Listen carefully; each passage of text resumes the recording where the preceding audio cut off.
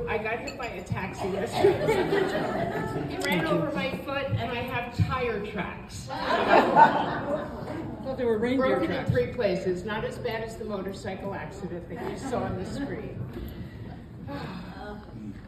What a long, strange trip it's been. Grateful Dead, 1972. Remember that? Speaking of the 70s, that's where I got my start. Closer? Yeah. You know. That's where I got my start. Not poker, drugs. Here's some fun facts. The 70s, they say, was a time of drugs, sex, and rock and roll. I certainly took the drugs part seriously. Cocaine, Valium, Quaaludes. Oh, I loved Quaaludes. I'm sorry. Anybody in this room remembers Quaaludes? Heroin. By the time 1974, I was 20, and I was a stone-cold heroin addict. I'm looking at Lupe's face, and she's thinking, 1970, we're going to be here all day. I promise it's not that long. I'm not trying to glamorize my drug use by any means, but it is part of my story, and I really have to tell that part of my story to explain to you where I've been and where I am today. So, here we are. I'm going to give you a little history about myself. I won't take long. Okay, sorry. Follow it, girl. I know. On September 1st, 1982, I walked into my 4th and final treatment facility. I didn't walk out of there until 1986. That was 4 years later. Yes, it did take that long. I left with $50 in my pocket, a broken down car, but a lot of hope. I worked from the ground up. First as a substance abuse counselor and eventually as the director of one of the largest residential drug treatment programs in New York City. I went back to college. I received my bachelor's degree. Debbie is right. I didn't receive my master's degree until I was 50 years old. So those of you who are thinking about going back to school, it's never too late.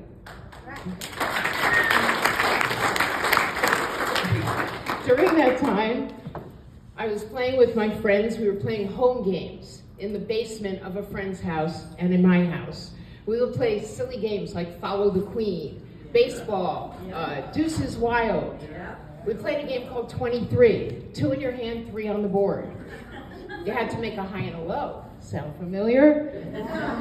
My friend Stephanie, by the way, Stephanie came here from New York to help me celebrate. I love you, my friend. We've been friends for 30 years or longer. Stephanie would yell out, "I have the bicycle." She had the wheel. I don't know about that Robert Turner guy, but I think that we developed the Omaha high-low.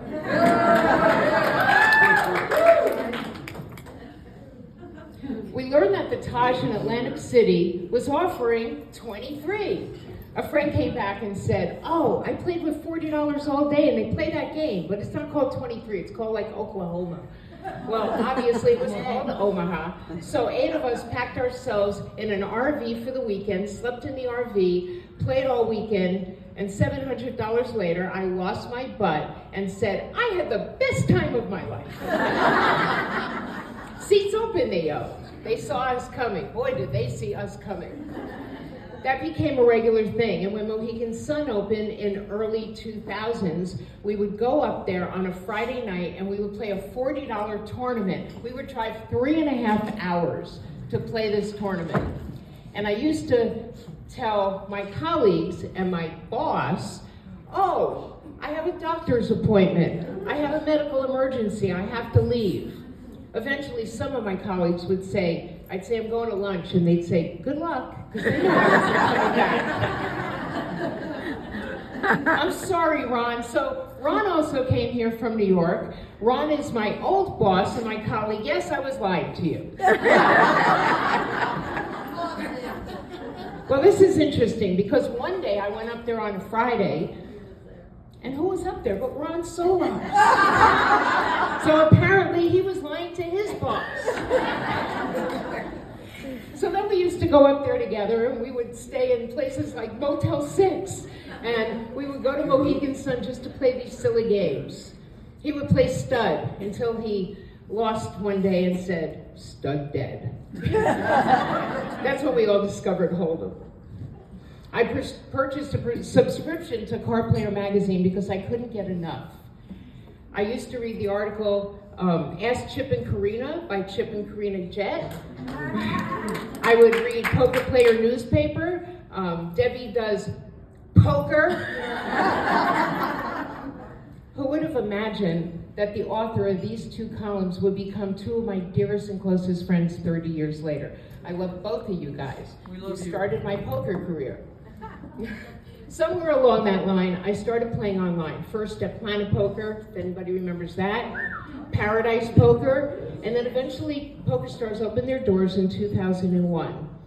I was playing on PokerStars every single day. Sometimes I would be late for work. Again, sorry. I would say my cat was sick, had to take it to the vet. I had a leak in my roof. I had a flat tire, but those were the days that I was making $5 final tables on $5 tournaments. I loved playing online. I was playing every single day. And then I remember two guys walked into my office and they said, "We really want to leave the program and use drugs." And all I kept thinking was, if I just 3-bet those pocket jacks, I could have won the tournament. I knew it was my time. I knew it was time to go. So other circumstances kind of pushed me in that direction, but I did. In 2005, I quit my job of 15 years. I sold my house, I sold all my belongings, I packed up my car, I drove for 2 months, and I came to Vegas because I knew something was here. And I played in Vegas for a little while. I played 4-8. I was still a nervous wreck every time I went to a table, but I didn't care. And eventually I knew that I wanted to work for PokerStars. I didn't care what job that was. I just wanted a job at PokerStars. I love that site. I was still playing every day.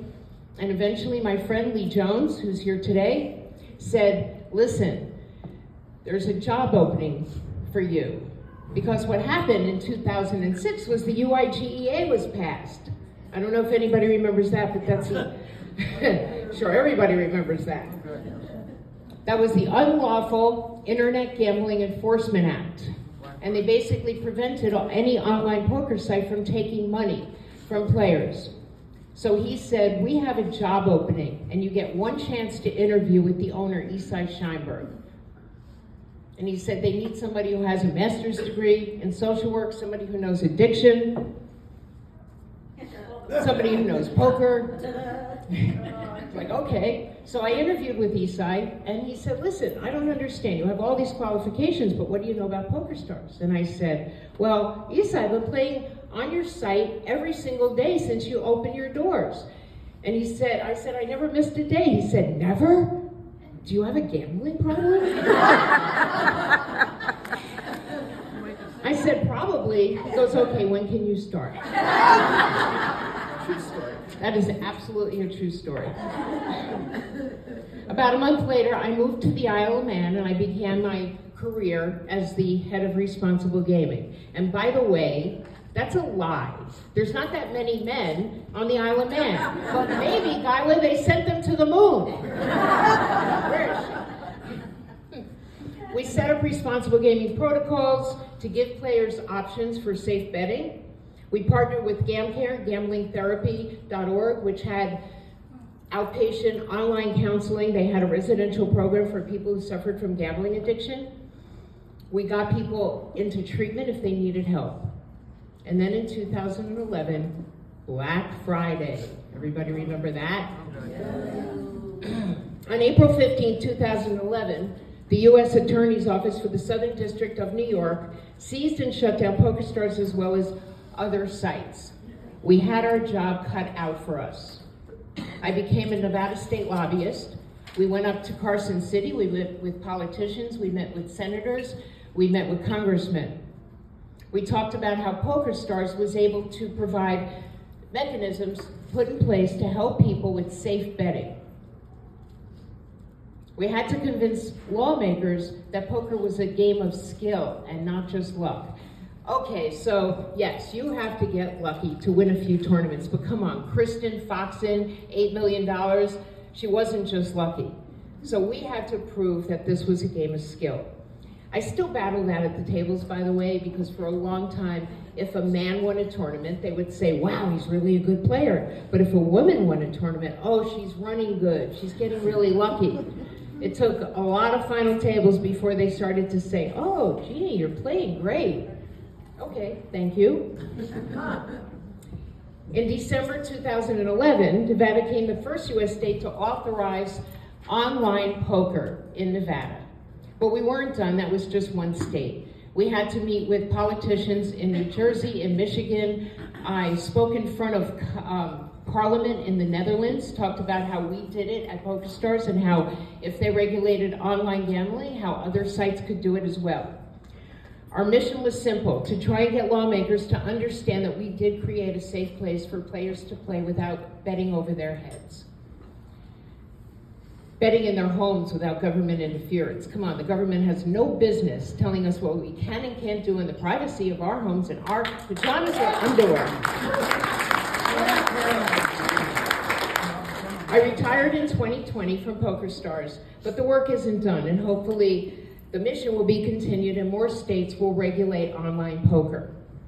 So here we are. It's true, I did turn 70 this year. I'm still alive.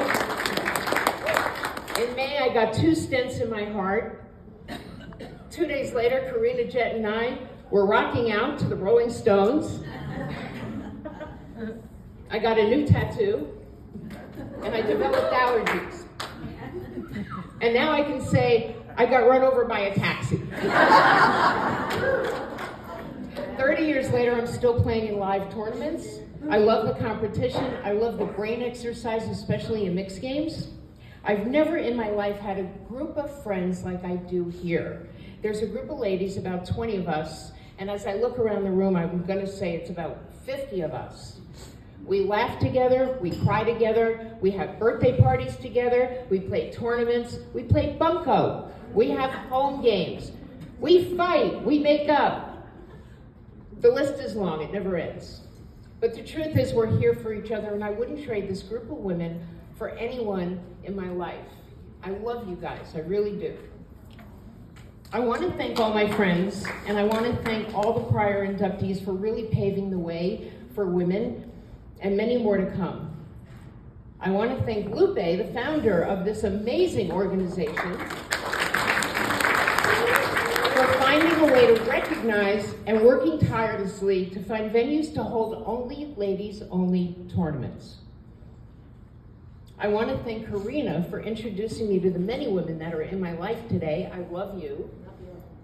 We fight, we make up. And then we fight, and then we make up again. She's stubborn. Karina introduced me to Debbie, which is kind of a fun story because I was at a charity tournament that Karina asked me to come to, and I didn't know anybody. So I was kind of following Debbie around. And finally she turned around and she said, why are you following me? Of course I want to thank Debbie. She said, I'm going to kill you if you tell that story. I want to thank you. I love you so much for nominating me, for advocating me, and recognizing my work. Well deserved. Yes. Thank you. I know some of the things that I told you tonight is a little shocking, but if anybody is an author and wants to help me write my book, please come see me. I'm so honored to be a part of the Women's Poker Hall of Fame. I really am. When she first nominated me, I was like, don't nominate me because I don't like all that attention on me, and I was nervous about it. I was like, oh, I'm never gonna win anyway. And then I made the shortlist, and I looked around to the group of candidates, and I thought, what an honor just to be in this group. Never did I think that I was gonna win. When I got the phone call, I literally dropped to my knees. I was just floored that I'm getting inducted, and I just want to say, I love all of you. Thank you so much for letting me be a part of your life. Oh. Thank you.